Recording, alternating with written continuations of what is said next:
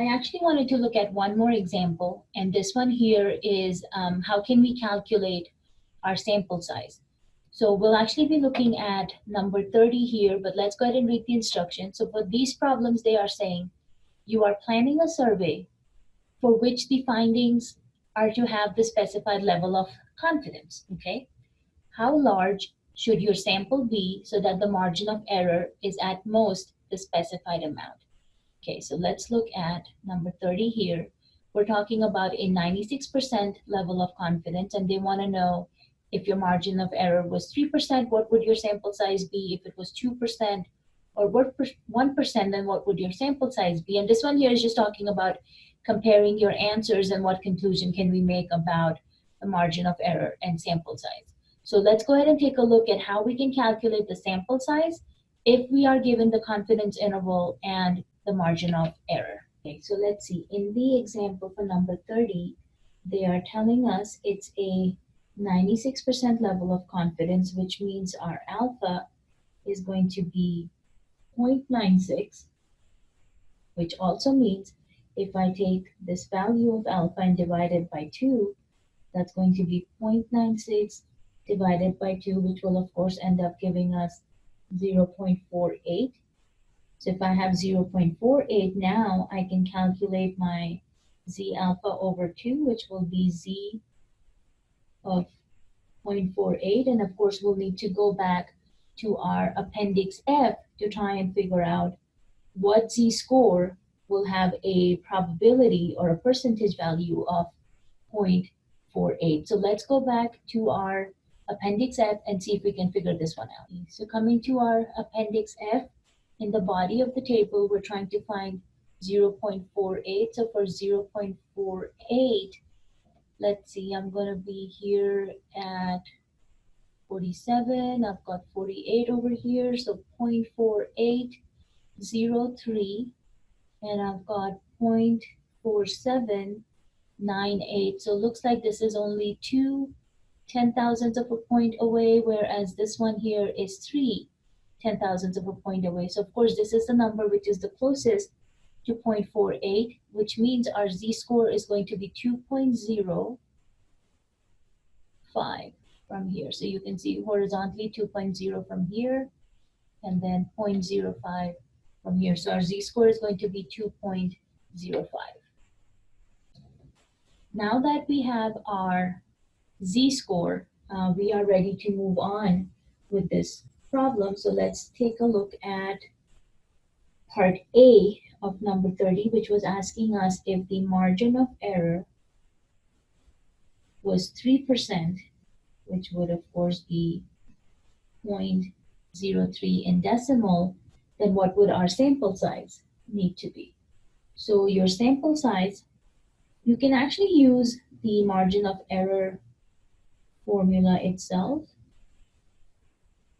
or you can use the formula that the textbook is giving you, which is of course the formula that has been rearranged for sample size. So if you want to use that one, that formula is going to be n equals z alpha over 2 divided by 2 times the margin of error, and then of course we square the entire thing. Okay, so either of those two formulas will actually help you get to the sample size. So let's go ahead and take a look at how we can go about solving for our sample size here. So I'm actually going to show you with the margin of error formula itself, and then I'll come and show you with the sample size formula. So here we know our margin of error is 3% or 0.03. We know our z alpha over 2 is 2.05. We just calculated by looking at our table. And then of course we're going to be doing 2 square root of n on the bottom. So in this case, I will actually again do what I had done in the previous example and multiply both sides by 2 square root of n multiplied by 2 square root of n. These guys will cancel out, giving us, if you did 0.03 times 2, you would actually end up getting 0.06. Square root of n equals 2.05 here, right? Just multiplying these two numbers together is what gave us the 0.06. Now I'm trying to isolate my n, or at this point, my square root of n. So we'll go ahead and divide both sides by 0.06.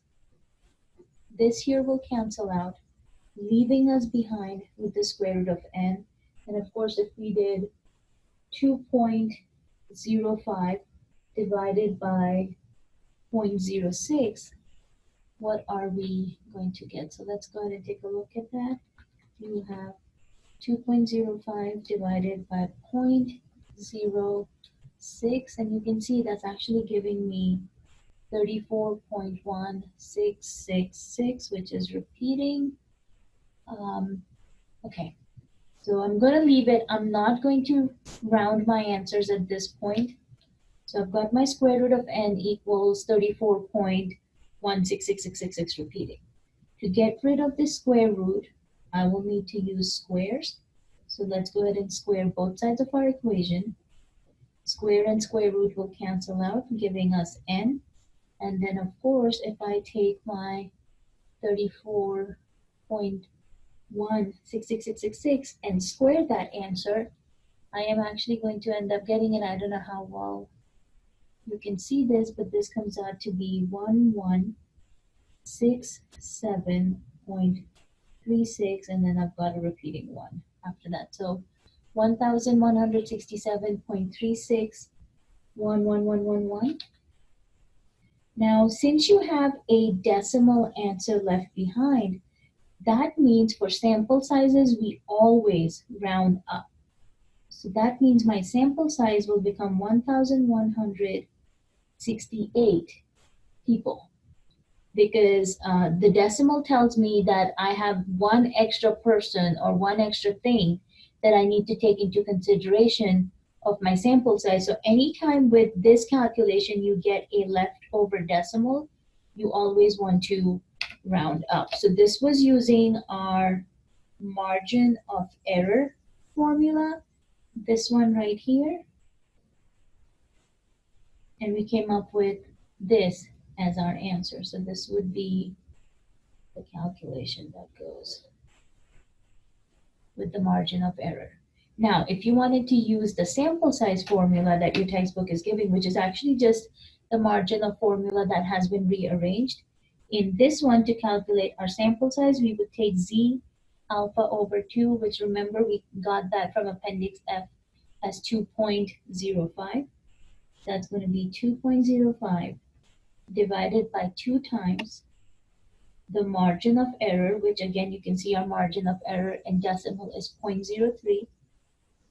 So multiply that by 0.03, and then we take a square on the entire thing. If you look at the calculation that we did here, you will notice we started out by multiplying 2 times 0.03, which is happening on our denominator. We took that answer and divided it into the 2.05. So that's what we're doing, dividing it by into 2.05, and then finally we squared our answer, and you can see we're squaring our answer here also. So this is the exact same process that we did, they're just rearranging it into a new formula. So you've got 2.05 on the top, 2 times 0.03 will give us 0.06, and then you're going to go ahead, divide that and square the answer. So when I divide 2.05 by 0.06, which is the same thing I did here, I'm going to get the same answer, 34.1666 repeating. Take that to the second power, which will give me 1167.361, and then that 1 will be repeating. Again, we round it up to get 1,168 as our sample size. So whichever form you want to use is fine with me. Okay, so you can see what our sample size comes out to be, 1,168. And this was part A. I'm actually not going to do parts B and C. If you understand how to do part A, then you should be able to do parts B and C, and of course draw your conclusion for part D. So take a look at these, and again, if you have any questions, let me know. Thank you.